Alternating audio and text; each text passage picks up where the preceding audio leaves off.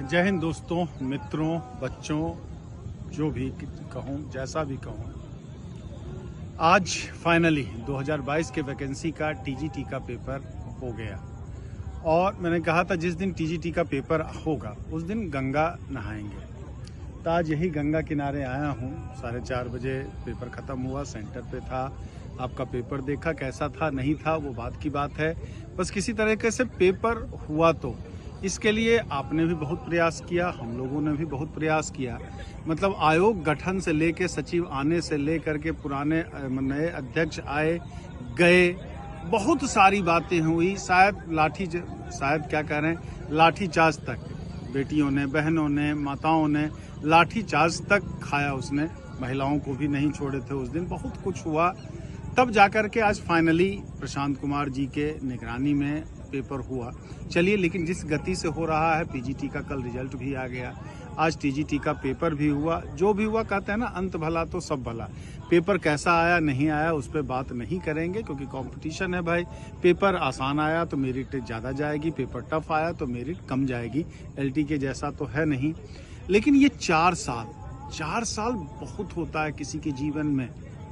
मतलब 2022 का जो फॉर्म भरा था, कितनी महिलाएं, कितनी बहनें या कितने भाई रो रहे थे कि सर क्या करें, अभी शादी ब्याह तक की बात है, या महिलाएं आई सर फैमिली प्लानिंग नहीं कर पा रहे हैं। बहुत सारे, मतलब वो बातें गिनी नहीं जा सकती हैं। और इसके बाद भी सब लोग लगे रहे। और जितने भी, खास करके मैं जिस फील्ड में हूँ, टीचिंग वैकेंसी के लिए मैक्सिमम हमारे स्टूडेंट भी होते हैं, वो भी एक तरह से टीचर भी होते हैं।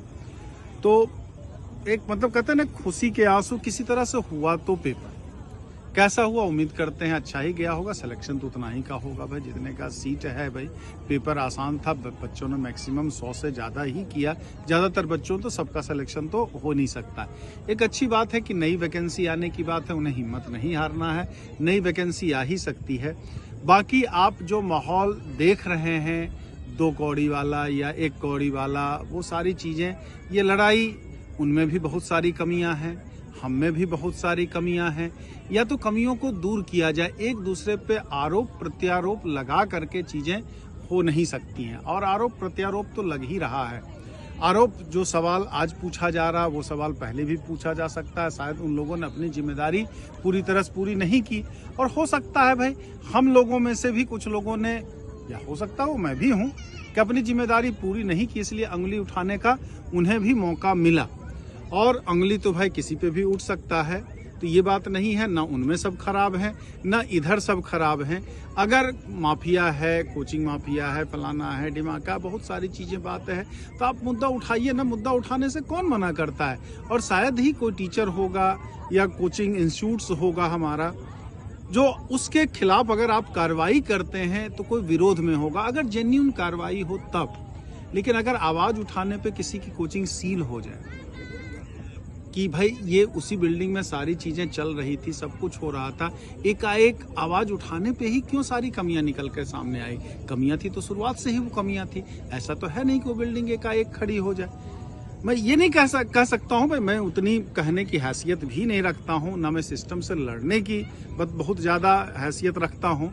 लेकिन एक कहते हैं कि एक शिक्षक है तो प्रलय भी उसके गोद में खेलता है, निर्माण भी उसके गोद में खेलता है।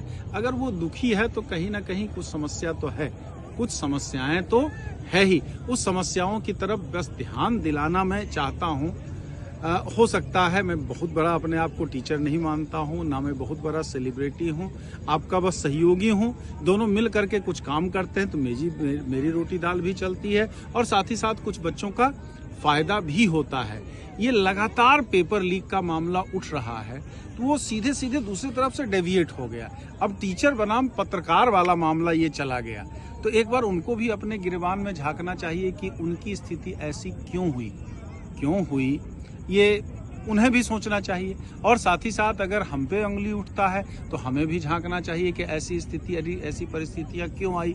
कहीं ना कहीं, मतलब अगर कहीं टकराव होता है तो 100% कोई ना गलत होता, ना 100% कोई सही होता है। मामला कहीं ना कहीं गंभीर है और ये विचारणीय मुद्रा है। हो सकता है हमारे जो पथ प्रदर्शक हैं, जिनको हमने चुन करके भेजा है, बहुत सारी बातें आती है, सही गलत उनमें भी हैं, उनमें भी बहुत अच्छे लोग भी हैं।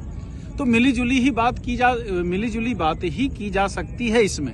लेकिन बस समस्या ये है कि कहीं ना कहीं सफर तो हमारी आने वाली अगली पीढ़ी ही कर रही है कि 2047 में हम विकसित भारत का सपना देख रहे हैं। तो क्या इस हिसाब से हम कभी विकसित भारत तो नहीं बन सकते हैं ना। कहीं भी मीडिया का काम यही होता है कि कड़वे सवाल पूछना, क्योंकि अपनी कमियों को जो है निंदक नियरे राखिए वाला हिसाब किताब कि कमियों को जब हम नहीं जब देंगे, ध्यान नहीं दिलाएंगे, तो कहाँ से वो चीजें सही हो पाएंगी। लेकिन जब वही कहीं ना कहीं एकदम मतलब सपोर्ट में चीजें बोलने लगे कि परसेंटेज के हिसाब से पेट्रोल बढ़ रहा है, हम कभी क्या है मेलोडी के बारे में बात करते हैं या इसके बारे में बात, ठीक है वो भी सही है, वो डिप्लोमेसी है, वो हमसे बेहतर जानते हैं, मैं उनके काम में दखल अंदाजी नहीं कर सकता हूं। लेकिन कुछ ना कुछ गलतियां तो है और तभी इस लेवल पे है कि चीजें एक समय हम लोग के जमाने में क्या होता था, देखते थे 8 जहां बजता था केवल दूरदर्शन जब हुआ करता था, तो दूरदर्शन पे मम्मी पापा साहब बंद करो सब, चलो न्यूज देखने का समय है। लेकिन आज न्यूज लोग नहीं देखना चाहते हैं। दूसरा क्या है, मतलब एक मेरे मन में जो बात है, हो सकता है मैं सही भी हूँ गलत भी हूँ, आप लोग भी समझदार हैं, खास करके मेरे दर्शक जो हैं वो ऑलरेडी कहीं 10 साल से कहीं 5 साल से टीचर बने हुए हैं, पढ़ा रहे हैं, वो समाज को बेहतर तरीके से समझते हैं, जानते हैं। दूध मुंह पीते बच्चे नहीं है कि मैं उनको बरगला सकूं या मेरी बात ही सही हो, वो करेक्ट भी मुझे कर सकते हैं। तो अभी भी जो स्थिति है मेरे हिसाब से, मैं कई बार क्लास में भी कहता हूँ, कोचिंग तो होना ही नहीं चाहिए, और कोचिंग नहीं होना चाहिए तो प्राइवेट चैनल्स भी नहीं होने चाहिए, कुछ दोनों नहीं होना चाहिए। एक जमाने में दूरदर्शन से ही काम चलता था, सरकारी स्कूल से ही काम चलता था भाई हमारा, लेकिन वो कहीं ना कहीं दोनों सिस्टम कहीं ना कहीं फेल हुआ, तभी तो जाकर के ये चीजें हो गई हैं, तभी ये चीजें निकल करके सामने आ रही है। तो एक बार फिर से विचार करने का ये मुद्दा तो है ही, आखिर कोचिंग की क्यों जरूरत पड़ती है। कोचिंग बिल्कुल बहुत सारे कंट्री में कोचिंग नहीं, और कोचिंग मैं फिर कह रहा हूँ कोचिंग नहीं होना चाहिए, मैं इसका पार्ट जरूर हूँ, लेकिन इसके पक्ष में मैं कभी नहीं रहा। आज की डेट में कोई माँ बाप कमाता है तो उसका 60% 50% हिस्सा जो है वो कहाँ जाता है, स्कूल, प्राइवेट स्कूल के में और कोचिंग इंस्टीट्यूट के फीस में। अगर हमें हेल्थ और एजुकेशन मिल जाए, मतलब मैक्सिमम गार्जियंस को मिल जाए हेल्थ और एजुकेशन, तो कहीं फिर वो कम पैसा भी कमाएगा तो उसका काम चल जाएगा। आज की डेट में जितना जो कमाता है, खाने पे जितना खर्च होता है हेल्थ एजुकेशन पे, उससे ज्यादा क्या, उससे दुगना खर्च होता है। अगर ये दोनों चीज सहूलियत से मिल जाए, हेल्थ की भी वही दशा है, एजुकेशन की भी वही दशा है, तो आज क्यों प्राइवेट टीचर्स पनपने का मौका ही नहीं मिलता, बिल्कुल नहीं मिलता।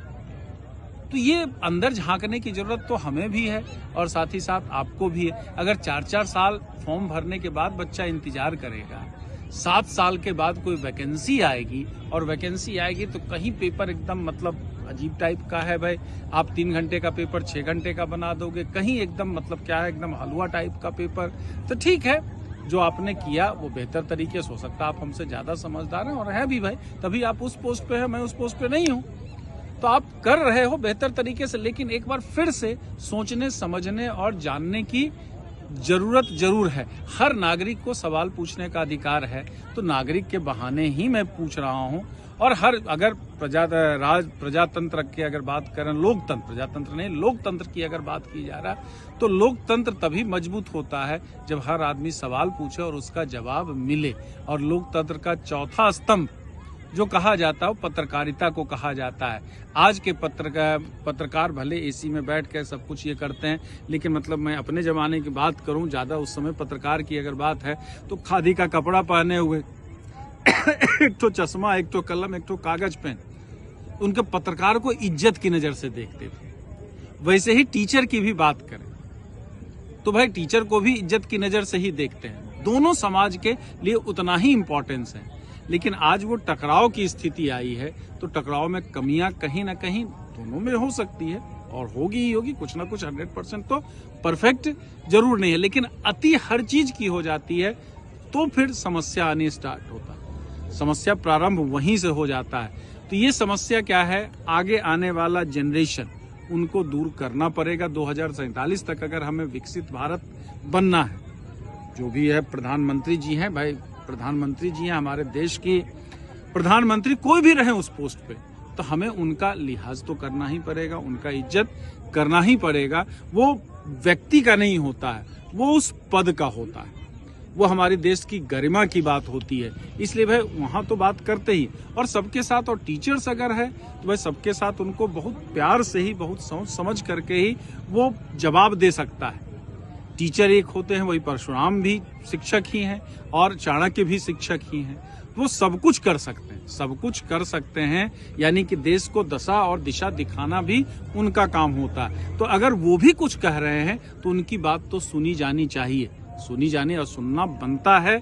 और हमारे तो मैक्सिमम दर्शक जो हैं वो भी शिक्षक हैं, बस गवर्नमेंट का ठप्पा नहीं लगा है, गवर्नमेंट टीचर बनना बस चाह रहे हैं, इसलिए वो हमारे साथ जुड़े रहते हैं। लेकिन शिक्षक तो वो कहीं ना कहीं हैं ही, तो वो दशा और दिशा क्या ले जाना चाहते हैं तो वो बेहतर वो बता सकते हैं। बाकी जैसा कि आज बोला ना कि टीजीटी का पेपर 4 साल में हुआ, इसका आज तक कोई मीडिया ने उठाया नहीं कि 4 साल में क्यों नहीं पेपर हो रहा, बार बार डेट पोस्टपोन क्यों हो रही है, बच्चे धरना प्रदर्शन क्यों दे रहे हैं। ये सवाल तो मीडिया में उठना चाहिए था, लेकिन मीडिया में कहीं से नहीं उठा।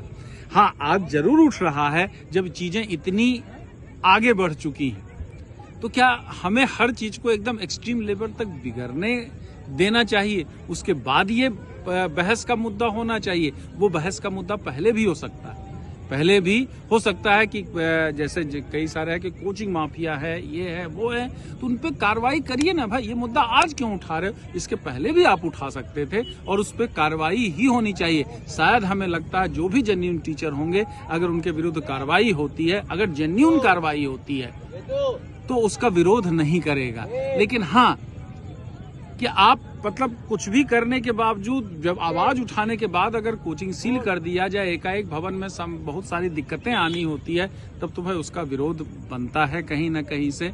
और शायद शिक्षक तो इतना सीधा होता, ज्यादा विरोध करने लायक भी नहीं होता, उन्हें पता ही कहाँ होता, दिन रात पढ़ो और पढ़ाओ, इसके अलावा और कोई काम ही नहीं होता है। जब कहते हैं ना कि दर्द जब हद से गुजर जाता है तो गा लेते हैं वाला हिसाब किताब, तो टीचर बड़ा पेशेंस वाला होता है जनरली 99%। 1% की बात मैं नहीं कर सकता, 1% कहीं भी कुछ हो सकता है, लेकिन 99% के साथ जहां तक मेरा अनुभव है यही होता है। हमारे जमाने के शिक्षक हों चाहे इस जमाने के शिक्षक हों, तो ये है।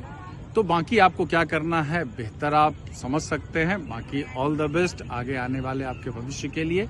जय हिंद, जय भारत।